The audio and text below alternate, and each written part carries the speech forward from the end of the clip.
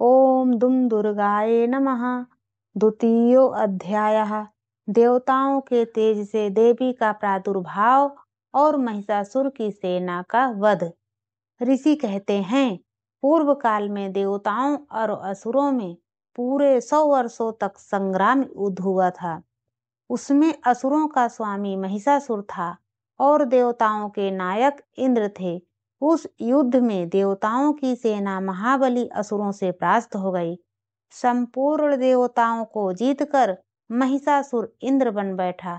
तब पराजित देव प्रजापति ब्रह्मा जी को आगे करके उस स्थान पर गए जहां भगवान शंकर और विष्णु विराजमान थे।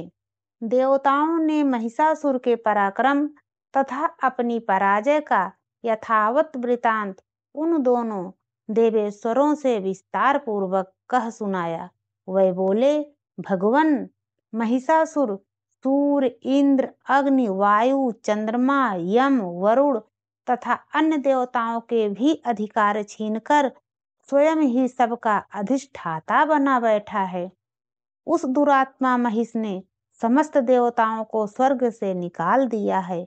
अब वह मनुष्यों की भांति पृथ्वी पर विचरते हैं। दैत्यों की यह सारी करतूत हमने आप लोगों से कह सुनाई। अब हम आपकी ही शरण में आए हैं। उसके वध का कोई उपाय सोचिए। इस प्रकार देवताओं के वचन सुनकर भगवान विष्णु और शिव ने दैत्यों पर बड़ा भारी क्रोध किया। उनकी भौहें तन गईं और मुंह टेढ़ा हो गया। तब अत्यंत कोप में भरे हुए चक्रपाणि श्री विष्णु के मुख से एक महान तेज प्रकट हुआ। इसी प्रकार ब्रह्मा, शंकर तथा इंद्र आदि अन्य देवताओं के शरीर से भी बड़ा भारी तेज निकला। वह सब मिलकर एक हो गया। महान तेज का वह पुंज जाज्वल्यमान पर्वत सा जान पड़ा। देवताओं ने देखा, वहां उसकी ज्वालाएं संपूर्ण दिशाओं में व्याप्त हो रही थीं। संपूर्ण देवताओं के शरीर से प्रकट हुए उस तेज की कहीं तुलना नहीं थी। एकत्रित होने पर वह एक नारी के रूप में परिणत हो गया और अपने प्रकाश से तीनों लोकों में व्याप्त जान पड़ा। भगवान शंकर का जो तेज था, उससे उस देवी का मुख प्रकट हुआ। यमराज के तेज से उसके सिर में बाल निकल आए। श्री विष्णु भगवान के तेज से उसकी भुजाएं उत्पन्न हुईं। चंद्रमा के तेज से दोनों स्तनों का और इंद्र के तेज से मध्य भाग का प्रादुर्भाव हुआ। वरुण के तेज से जंघा और पिंडली तथा पृथ्वी के तेज से नितंब भाग प्रकट हुआ।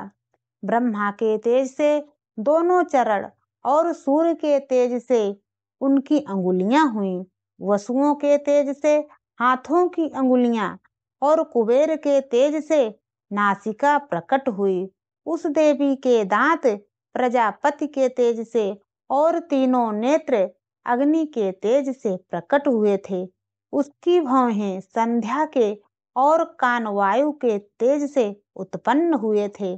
इसी प्रकार अन्य देवताओं के तेज से भी उस कल्याणमयी देवी का आविर्भाव हुआ।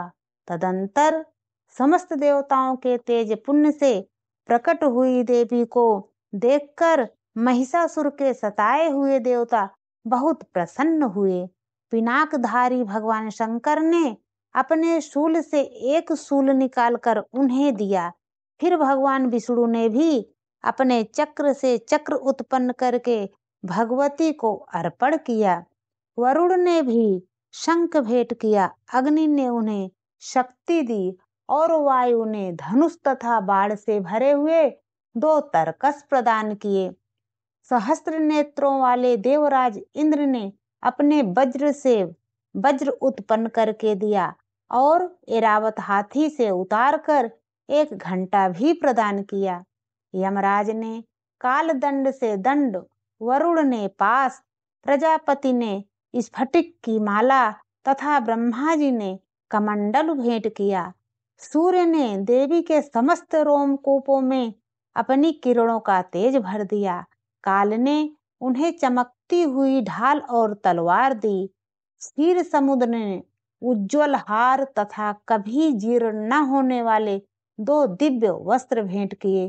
साथ ही उन्होंने दिव्य चूड़ामणि, 2 कुंडल, कड़े, उज्ज्वल अर्धचंद्र, सब बाहुओं के लिए केयूर, दोनों चरणों के लिए निर्मल नूपुर, गले की सुंदर हंसली और सब अंगुलियों में पहनने के लिए रत्नों की बनी हुई अंगूठियां भी दी।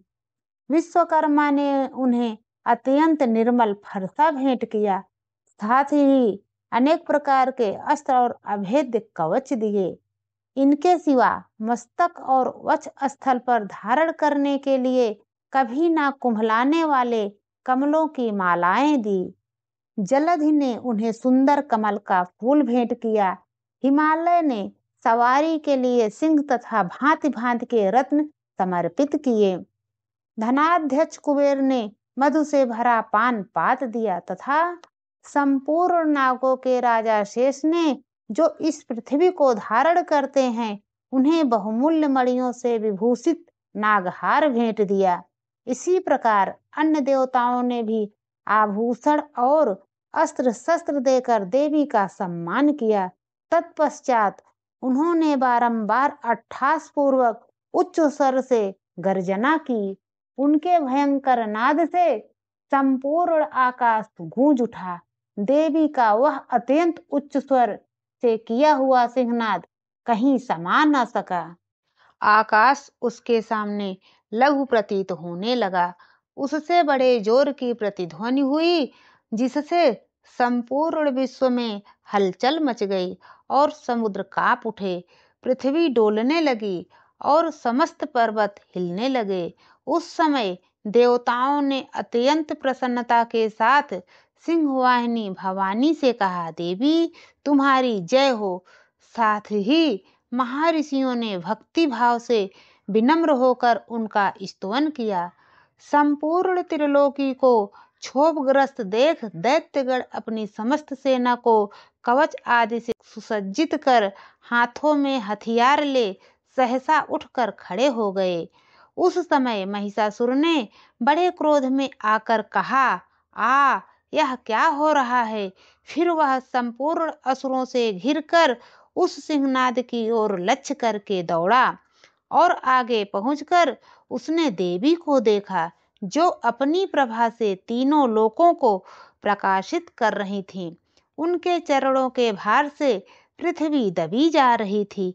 माथे के मुकुट से आकाश में रेखा सी खींच रही थी तथा वह अपने धनुष की टंकार से 7 पातालों को क्षुब्ध किए देती थी। देवी अपनी हजारों भुजाओं से संपूर्ण दिशाओं को आच्छादित करके खड़ी थी। तदंतर उनके साथ दैत्यों का युद्ध छिड़ गया। नाना प्रकार के अस्त्र शस्त्रों के प्रहार से संपूर्ण दिशाएं उद्भासित होने लगी। चिछुर नामक महान असुर महिषासुर का सेना नायक था। वह देवी के साथ युद्ध करने लगा। अन्य दैत्यों की चतुरंगनी सेना तथा साथ लेकर चामर भी लड़ने लगा। 60,000 रथियों के साथ आकर उदग्र नामक महादैत्य ने लोहा लिया। 1 करोड़ रथियों को साथ लेकर महाहनु नामक दैत्य युद्ध करने लगा, जिसके रोए तलवार के समान तीखे थे। वह असिलोमा नामक महादैत्य 5 करोड़ रथी सैनिकों सहित युद्ध में आ डटा।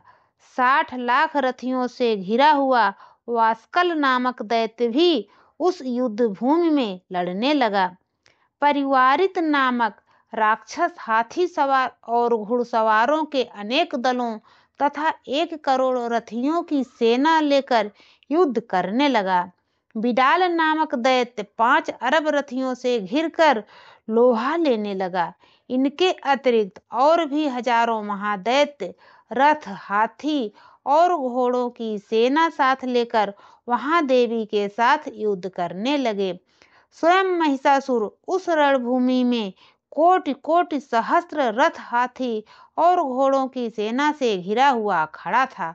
वह दैत्य देवी के साथ तोमर, भिंदीपाल, शक्ति, मूसल, खड्ग, परशु और पट्टिस आदि अस्त्र शस्त्रों का प्रहार करते हुए युद्ध कर रहे थे।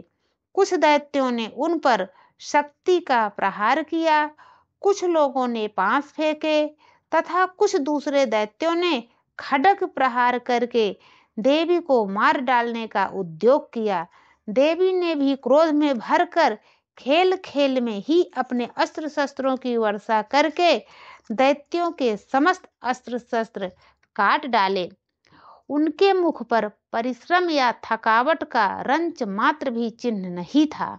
देवता और ऋषि उनकी स्तुति करते थे और वह भगवती परमेश्वरी दैत्यों के शरीरों पर अस्त्र शस्त्रों की वर्षा करती रही।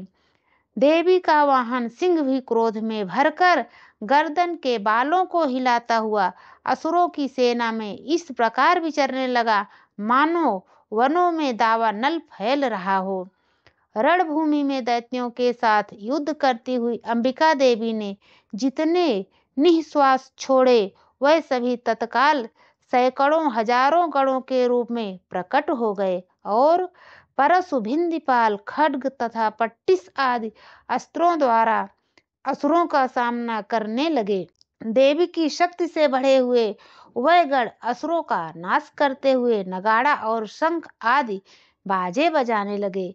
उस संग्राम महोत्सव में कितने ही गण मृदंग बजा रहे थे। तदंतर देवी ने त्रिशूल से, गदा से, शक्ति की वर्षा से और खड्ग आदि से सैकड़ों महादैत्यों का संहार कर डाला। कितनों को घंटे के भयंकर नाद से मूर्छित करके मार गिराया। बहुतेरे दैत्यों को पास से बांधकर धरती पर घसीटा। कितने ही दैत्य उनकी तीखी तलवार की मार से दो दो टुकड़े हो गए। कितने ही गदा की चोट से घायल होकर धरती पर सो गए। कितने ही मूसल की मार से अत्यंत आहत होकर रक्त वमन करने लगे। कुछ दैत्य शूल से छाती फट जाने के कारण पृथ्वी पर ढेर हो गए। उस रणारंग में बाण समूहों की वृष्टि से कितने ही असुरों की कमर टूट गई। बाज की तरह झपटने वाले देव पीड़क दैत्यगण अपने प्राणों से हाथ धोने लगे। किन्हीं की बाहें छिन्न भिन्न हो गई, कितनों की गर्दनें कट गई, कितने ही दैत्यों के मस्तक कट कट कर गिरने लगे। कुछ लोगों के शरीर मध्य भाग में ही विदीर्ण हो गए। कितने ही महादैत्य जांघें कट जाने से पृथ्वी पर गिर पड़े। कितनों को ही देवी ने एक बाह, एक पैर और एक नेत्र वाले करके दो टुकड़ों में चीर डाला। कितने ही दैत्य मस्तक कट जाने पर भी गिरकर फिर उठ जाते और केवल धड़ के ही रूप में अच्छे अच्छे हथियार में ले देवी के साथ युद्ध करने लगते थे। दूसरे कमंथ युद्ध के बाजों की लय पर नाचते थे। कितने ही बिना सिर के धड़ हाथों में खड्ग, शक्ति और रिष्ट लिए दौड़ते थे तथा दूसरे दूसरे महादैत्य ठहरो ठहरो यह कहते हुए देवी को युद्ध के लिए ललकारते थे। जहां वह घोर संग्राम हुआ था वहां की धरती देवी के गिराए हुए रथ, हाथी, घोड़े और असुरों की लाशों से ऐसी फट गई थी कि वहां चलना फिरना असंभव हो गया था। दैत्यों की सेना में हाथी, घोड़े और असुरों के शरीरों से इतनी अधिक मात्रा में रक्तपात हुआ था कि थोड़ी ही देर में वहां खून की बड़ी बड़ी नदियां बहने लगी। जगदम्बा ने असुरों की विशाल सेना को क्षण भर में नष्ट कर दिया। ठीक उसी तरह जैसे तृण और काठ के भारी ढेर को आग कुछ ही क्षणों में भस्म कर देती है और वह सिंह भी गर्दन के बालों को हिला हिलाकर जोर जोर से गर्जना करता हुआ दैत्यों के शरीरों से मानो उनके प्राण चुने लेता था। वहां देवी के गणों ने भी उन महादैत्यों के साथ ऐसा युद्ध किया जिससे आकाश में खड़े हुए देवतागण उन पर बहुत संतुष्ट हुए और फूल बरसाने लगे। ओम जय जय मार्कांडे पुराणे सावरणके मनवंतरे देवी महात्म्ये प्रथम ओम तत्सत। श्री जगदम्बा अर्पणमस्तु।